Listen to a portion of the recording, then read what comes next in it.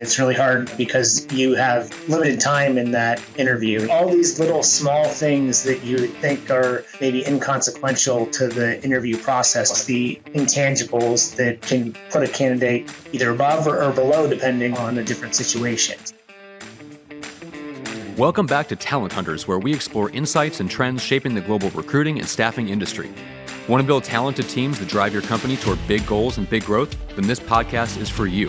And now, let's join the conversation with today's episode of Talent Hunters, brought to you by HireQuest. Connect with us at hirequest.com.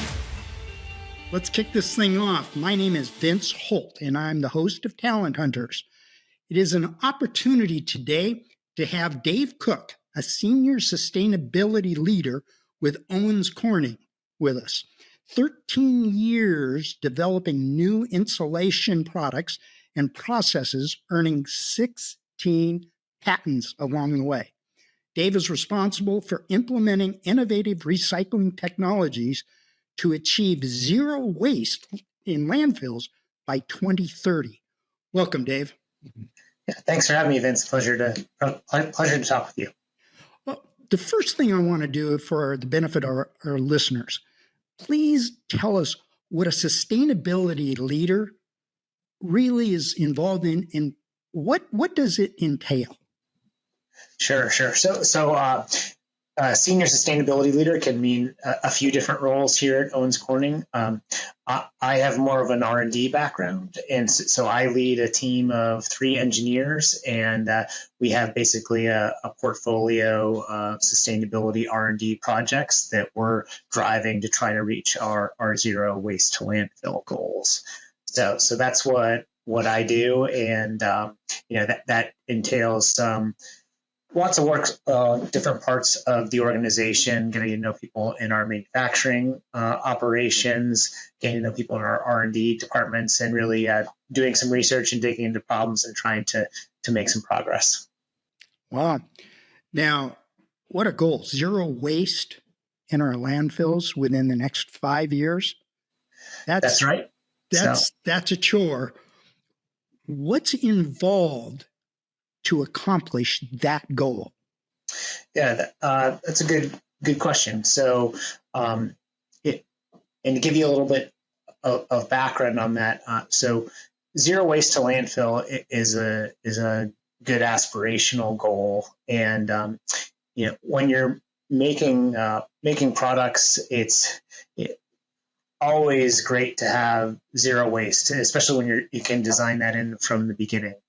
When you're making a lot of high volume products, you might have what sounds like outstanding conversion efficiencies, meaning that, like, okay, you put in 1 pound of raw materials, you get 1 pound of final product out, but if you're making thousands or millions of pounds of product, even a small, like 99% conversion efficiency or something along those lines can translate into a lot of waste. So it really takes breaking down that goal. So if we have zero waste to landfill, and that's a goal that is across many facilities, which Owens Corning operates. It's understanding where the larger waste generators are, and then in those waste generators, why is that?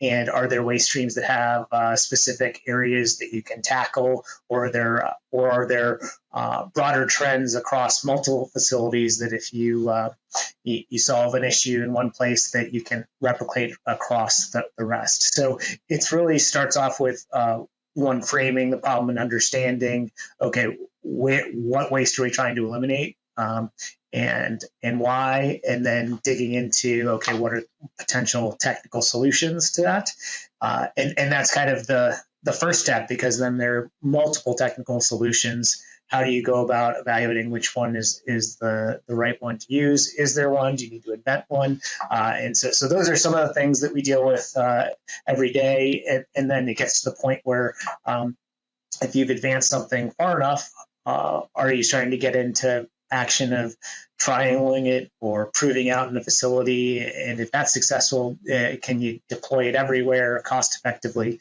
Things along those lines. So those are the types of things that we encounter as we're trying to get to zero waste to landfill. So a guy that's so technically adverse as you are, with the patents you have in the development side of the business, what got you to where you are in the sustainability program?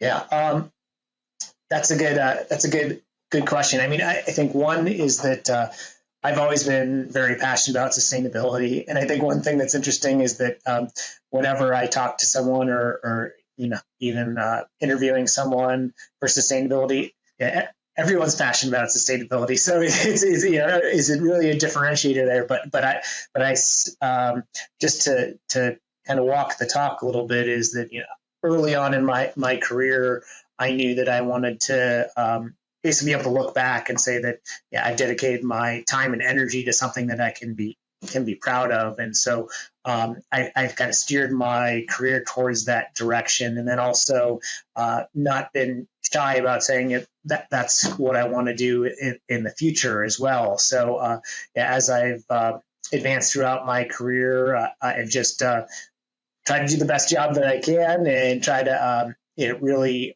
understand things from a technical perspective, but keep that longer term view of when I'm done, when I hang up my boots, that I can go back and be proud of what I've done and go from there. So I'm assuming you have people all over the world reporting to you directly. So actually, it's kind of nice. I've got the three people that report to me just outside my office here, and we're a local team, but we work with people throughout the world. Owens Corning is a global company, so interfacing with them, but we also do a bit of interfacing and travel with our facilities as well. So we're not always in our office every day. We've got lab facilities as well. So yeah, there's it's not my team isn't global from a where we sit perspective, but we interface with people all over the world. You impact the global side of the business. That's right. Gotcha. When you've got a hiring need, what do you do to initiate going out and finding a solution to that need? Yeah. That's when we have a hiring need. I mean, I think the first step is we typically have discussions internally among our team around what that need is and what we're trying to do with it, and also with somewhat of the end goal in mind in terms of, okay, I have this need. What is that? What is that going to deliver for me or the organization in the long term? And that kind of kicks off the process. We work with our HR partners to, assuming that we get approval for that headcount, and work with our HR team to understand what are the right core capabilities and needs for that position that would help us to reach that goal. So, in I don't work in your genre at all, and there's no ulterior motives here or anything, but I love the opportunity to speak to somebody at your level, that when you're hiring somebody, and let's take the technology out of it. Sure. Let's talk about the human being across the desk from you. What are you looking for in that human being? Yeah, I mean, one thing, and it's certainly not one thing, but hopefully you got a feel for during my description of what our team does, is that it's very interactive. So we're working with people to understand the problems, and then it's also a variety of skills. So there's a bit of adaptability, and so it can. From a technical perspective, there are things that are the technical abilities that are there or not, but then it's kind of the next level down of, is this person going to go the extra mile? Do they have kind of the the passion to want to go and do the extra things from a sustainability perspective, but can also one day talk to our engineer or R&D teams. The next maybe talking to an operator on the floor, or then maybe talking to someone in our business department saying, hey, this is going to be good for you and benefit you from a financial perspective in this way. And so it's a variety of skill sets and being able to be adaptable and flexible and successful in each one of those areas. I've spent nearly 40 years in the recruiting world, and it's really been fascinating to me to talk to somebody at your level, because you have a different view, in my opinion, a different view of what fits in your team than human resources does. Human resources is paid to to find the solutions to your needs. I get that. Right. But it all rests on your shoulders. Chemistry is incredibly important. You just touched on that a little bit. What stands out to you? And again, I want to take technology out of it, because they've got to have the technical knowledge and the technical skills to get the opportunity to sit across the desk from you. How, and you touched on a little bit the ambition, the caring, the passion, but how do you identify that? I'm trying to understand different people's way of sitting across the table from somebody in an interview, and what are they looking for when they've got eye-to-eye contact with this potential new hire? Yeah, I mean, that's a great question, and I think that and it's tough it's really hard. One, I'd say that it's really hard because you have limited time in that interview. How do you know how that person's going to react in a high pressure situation? I mean, I guess interviews are relatively high pressure. So one, you get an idea of how nervous the person is. And that's, and sometimes you have folks that are great interviewers that maybe not be everything you need afterwards. And then the vice versa is true too. So it's a little bit of gut feel. And I think that the FaceTime, and also, and these are maybe some my personal thoughts and tricks of how they do things. It is how do they interact with folks that might be scheduling interviews? So if somebody is, if an administrative assistant is setting up an interview, do they call them back right away? What is their opinion of them? Things that are very much, do they go the extra mile? Do they forget their security badge leaving site? Do they come back and return it? Do they keep it? There's like all these little small things that you would think are maybe inconsequential to the interview process, but I think that those things that you can pick up or identify that aren't in an interview question, aren't in a response, but they're almost the intangibles that can put a candidate either above or below, depending on a different situation. So I pay close attention to those things, and also just try to spend as much face time together as possible during those things. Simple things is, going out to lunch, how do they carry on a conversation, digging in, either before or after one of those interview sessions have been done, and the informal interactions at least gives me more of a clue of how is this person really going to fit with the team, and also including team members there and seeing their interactions as well. So those are some of the things that I do to try to ferret out some of those softer skills in a candidate. In staying in tune with these visions of feeling out those softer skills, what kind of questions that a candidate may ask you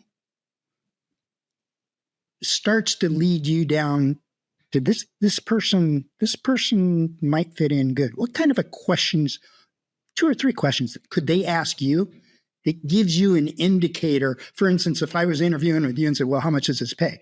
Well, that's not going to be much of an indicator if they're going to fit in. So what kind of a question would impress you? in an interview? I get and sometimes a lot of the questions are that I get are there's sometimes they are great opportunities for me to almost tell the candidate on why the role is like, oh, why do you like working for Owens Corning? And I always have a laundry list to go through there. But sometimes there are other more insightful questions that prove out that they've maybe done a little bit of research or a little bit of legwork, or I saw that you're connected to XYZ on LinkedIn. I had this interaction with them. Maybe tell me about that. I think, or I'm interviewing for your sustainability position. On page 150 of your sustainability report, you talked about this project. Tell me more about that. I think those they go a little bit more over beyond the surface level interactions there, and show that the candidate is if they're interviewing, they're already interested in the position, but they've shown I have done a little bit extra research to maybe put me a step ahead of another potential candidate. That usually goes a long way with me. Coming from your background, technology, your patents, everything you're trying to do, I can see where somebody doing their homework into what they're interviewing for in your organization, and maybe in an organization that competes with you, would be a benefit, because that shows their sincerity. I agree with what you're saying. That's awesome. It really is. So back to your company. When you talk about the zero waste in the landfills, what products? Because look, way back in the covered wagon days, I managed retail home centers.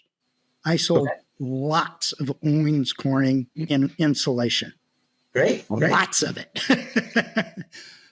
But Owens Corning is much bigger than just insulation. What are you talking about when you're talking about waste products now? And be a little bit specific. Is it cast off of the insulation products? What else could we be looking for to minimize? Yeah, I'd say one, we're a building materials company, and so pink fiberglass insulation is our flagship product. We also make roofing shingles. So roofing shingles are another large product. We recently completed an acquisition of a doors company, Masonite, and so from that perspective, those are kind of the three big players at this point. And we have a variety of insulation products as well. And so there's things that the pink insulation that might be used in your home. You might have some pipe insulation. We have like XPS foam board insulation, which you'll see up against exterior installation of buildings. So those are some of the products that we use. And when we talk about waste to landfill, there's usually some byproducts of the manufacturing process that are glass fiber based. So when we're saying zero waste to landfill, we're basically trying to recover those glass fibers and not send them to landfill and use them as a raw material in our process. That's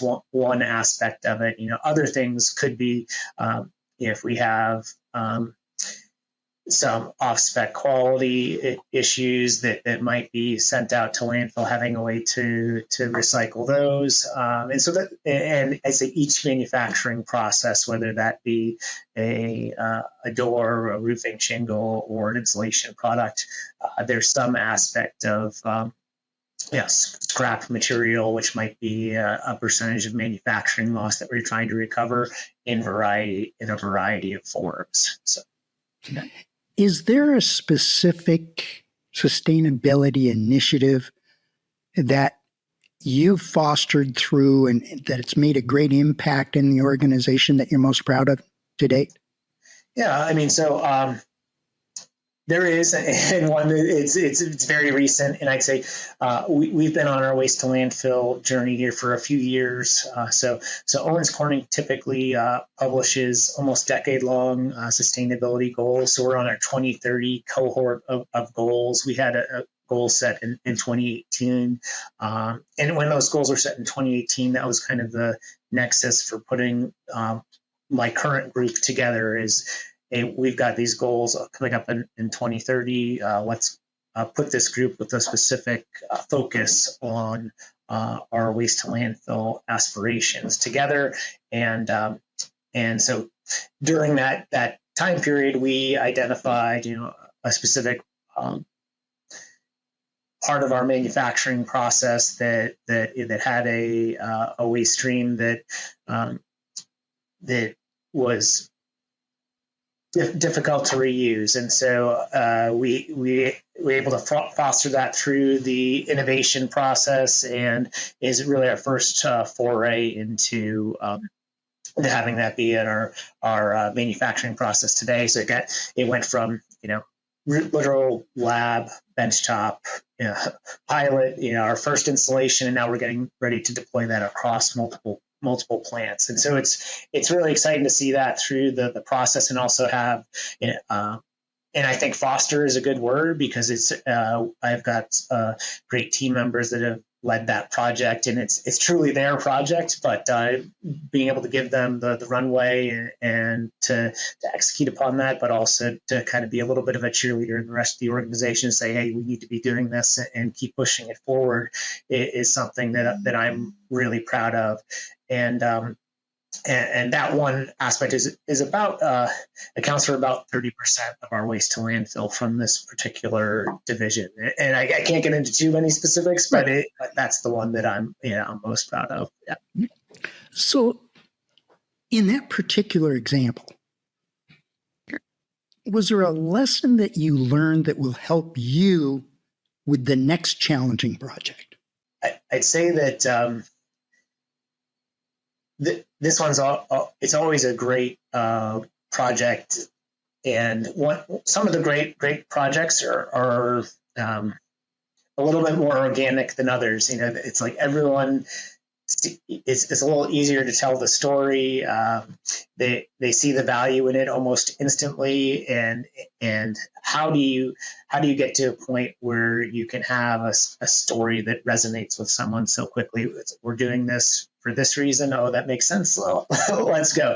And not everything is that cut and dry, but being able to synthesize the business case down into simplest message possible, and being able to communicate that over and over again. I think the one thing that we did do a really good job of, and I talked through it a little bit, is being able to incrementally show that progress. So if you have an executive team coming down through a tour, you show them something in the first quarter, and then by the third quarter, it looks different and it looks better, and they can see that progress, and be able to repeat that a few times instills a lot of confidence, and then almost projects cascade after that. So having that one big win, and then having the little incremental progress along the way, I think really helps. And then wrapping it all together with a simple story that you can tell too.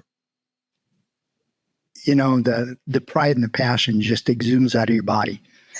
When you're talking about the projects you're working on and so forth, you can just feel the pride you take into them. What kind of advice would you give a newbie that wants to or is entering the sustainability world? What kind of advice would you give them to move forward in their career? That's great. I think that I'm glad that the pride shows through. I mean, it's not always an easy road. And so I think that a lot of the times you got to have a little bit of thick skin, or a lot of thick skin, and be prepared, because you mentioned my pride and passion. You're not going to get projects approved on pride and passion. It's gonna come down as, what does this do for the company? Okay, if it's a sustainability benefit, making sure it's clear to the customers and that it provides value to the company. And so, expecting everyone to have the same level of passion as yourself is sometimes not realistic. So being able to meet people where they are on their sustainability journey there, and that can even go from down to our customers' perspective is, is sustainability their top customer benefit, or is it price, or is it somewhere in between? And how do you navigate that dichotomy there and make sure that you can have a win-win situation where it's like, okay, you have a product that meets your needs and is sustainable. And so for folks that are extremely passionate about sustainability, sometimes it's hard for them to see that it's like, well, we just have to do this, but that's not the reality of how the world works sometimes. No, boy, so much truth to that. But having the energy, having the desire to jump into that swimming pool, and having a leader like yourself that leads from the passion that you have for success, that's applaudable. It really is. Congratulations. I want to thank you so much for taking the time today, Dave. It's really been a benefit to me going back over 40 years ago to when I dealt with your products, to be able to talk to somebody that actually is involved in creating the evolution of what I knew way back then. It's fun to interface with you, and I thank you for your time very, very much today. Well, thank you so much, Vince. It's a pleasure talking with you, and it's always an honor when someone wants to hear more about you and what you do. And so, truly appreciate it, and thank you for the time.